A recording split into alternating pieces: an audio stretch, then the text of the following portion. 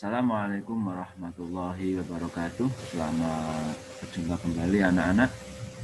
Pada kesempatan kali ini kita akan belajar bersama secara daring, pembelajaran jarak jauh dalam masa pandemi. Semoga kita terbebas segera dari pandemi ini dan kita harus menjaga apa yang menjadi protokol kesehatan agar supaya wabah ini segera sirna dari bumi Indonesia. Baiklah anak-anak, pada pagi hari ini kita akan belajar yaitu tema 1, subtema 1, pembelajaran 3. Nah, baiklah anak-anak,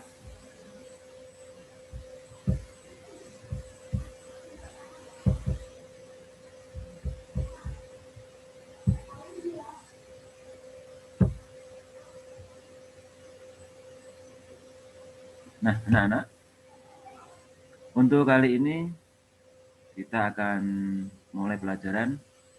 Sebelumnya mari kita membaca doa belajar agar nanti diberikan kemudahan dan diberikan ilmu yang bermanfaat. Mari bersama-sama. Bismillahirrahmanirrahim. Rabbis rohli sodri wa yassirli amri wahlul 'uqdatam min lisani yafqahu qawli. Amin ya rabbal alamin. Baiklah anak-anakku, untuk pertemuan kali ini kita akan membahas subtema 1. Tema 1, indahnya kebersamaan, yaitu subtema 1, keberagaman budaya bangsaku, pembelajaran 3. Indahnya kebersamaan, subtema 1, keberagaman budaya bangsaku, pembelajaran 3. Baiklah anak-anak, mari kita lihat materi berikutnya. Nah, pada gambar ini terlihat ada beberapa anak sedang bermain di lapangan. Permainan ini disebut benteng-bentengan atau rerebunan. Ini termasuk permainan tradisional, yaitu permainan yang sudah ada sejak zaman nenek moyang. Ini permainan ini sudah ada sejak zaman dahulu dan dimainkan oleh anak-anak ketika itu. Bahkan sampai sekarang untuk permainan benteng-bentengan masih ada, namun jarang kalian lakukan. Ya, karena sekarang ini lebih asik bermain dengan permainan-permainan modern, dan tentunya permainan benteng-bentengan ini sudah tidak lagi dimainkan oleh anak-anak. Nah, untuk itu anak-anak, mari kita mulai kembali untuk bermain benteng-bentengan. Adapun permainan yang dimainkan oleh dua kelompok ini, yaitu satu sebagai penawan dan satu sebagai tertawan. Jadi permainan ini dimainkan oleh dua kelompok, yang satu kelompok penawan dan yang satu kelompok tertawan atau tahanan. Masing-masing kelompok terdiri dari atas 4 sampai dengan 8 orang dan memiliki satu tempat sebagai markas. Jadi nanti satu kelompok memiliki markas masing-masing. Markas atau benteng bisa berupa sebuah tiang, pohon, atau pilar. Ya, anak-anak. Jadi tugasnya nanti kalian menjaga agar benteng kalian tidak diterobos oleh tawanan. Oke, nanti kita akan melihat permainan ini secara langsung dan bisa kalian praktekkan di rumah. Ya. Selain permainan tersebut, ada lagi permainan tradisional yang bernama gobak sodor. Apa itu permainan gebak sodor? Permainan gebak sodor atau galah asin atau galasin dilakukan di lapangan. Arena bermainnya merupakan kotak persegi panjang dan dibagi menjadi beberapa bagian secara horizontal dan vertikal. Jadi membuat garis seperti ini, ya, garis persegi panjang dan diberi garis tengah, ini garis horizontal dan garis vertikal, membujur.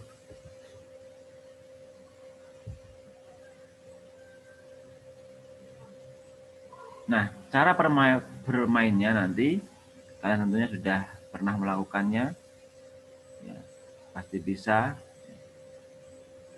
Di mana permainan ini ada sebuah keterampilan, yaitu keterampilan berjalan, kemudian keterampilan lari, dan keterampilan melompat.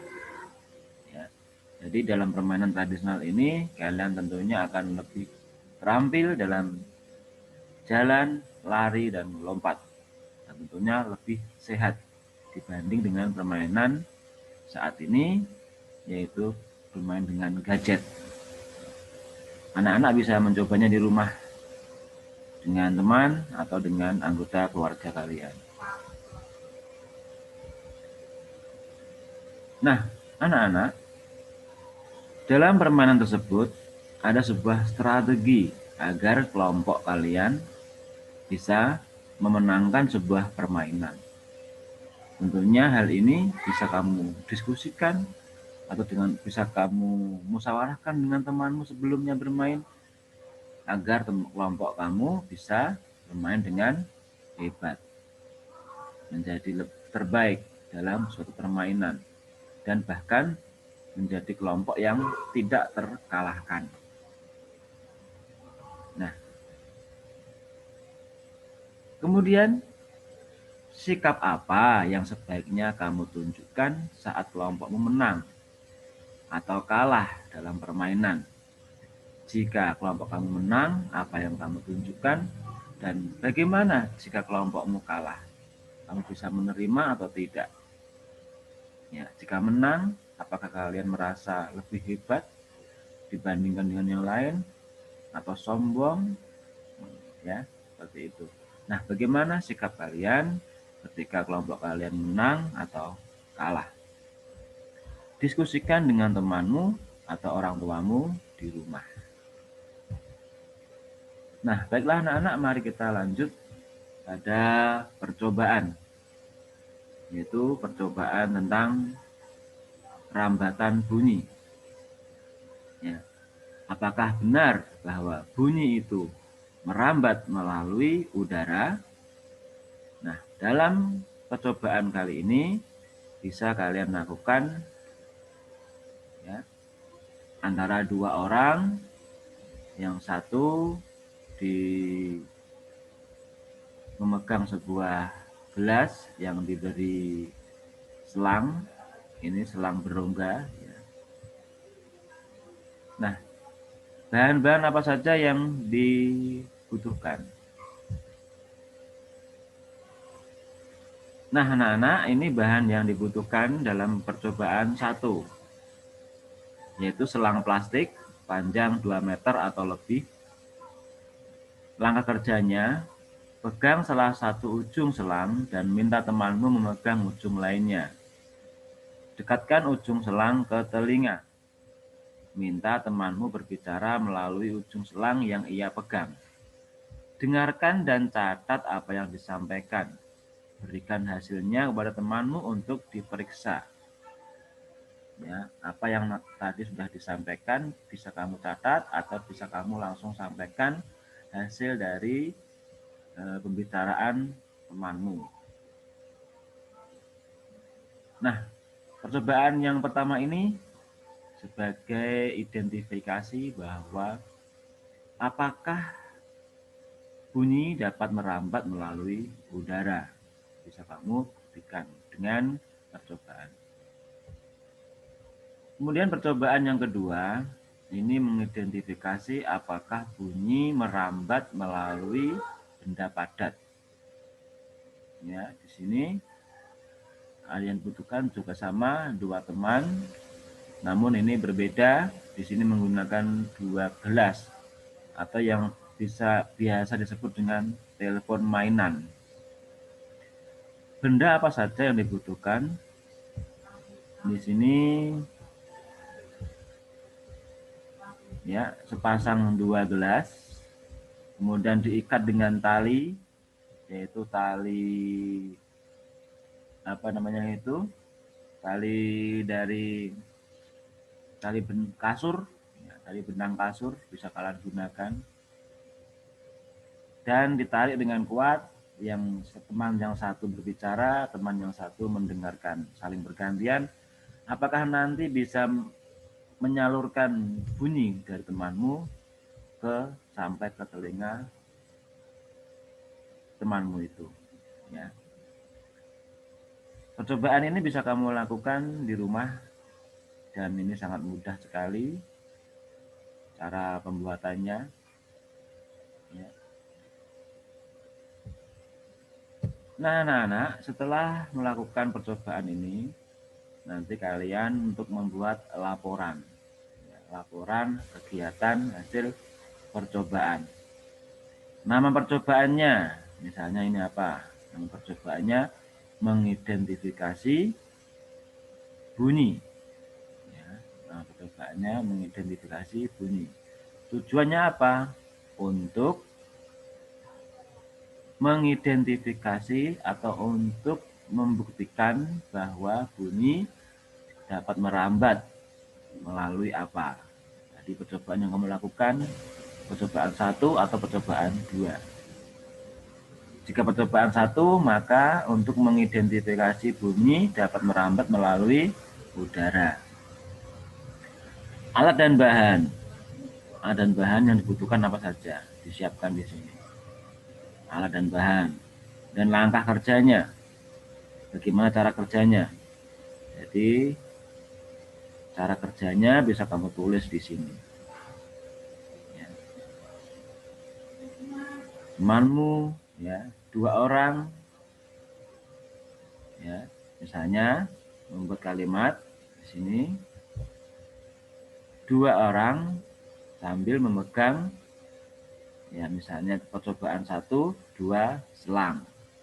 Kemudian teman yang satu berbicara dan teman yang satunya lagi mendengarkan apa yang menjadi bahan pembicaraan,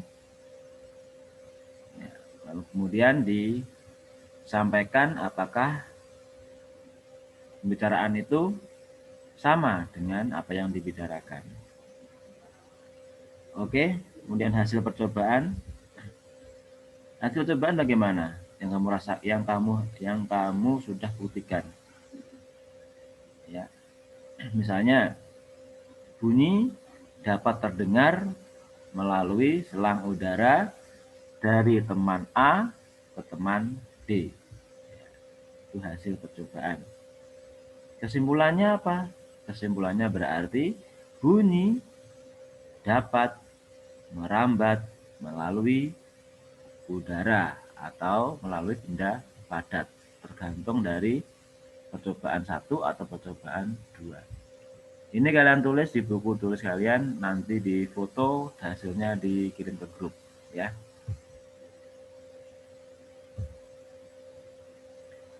Nah, kemudian ini ada sebuah bacaan siap menghadapi musim hujan.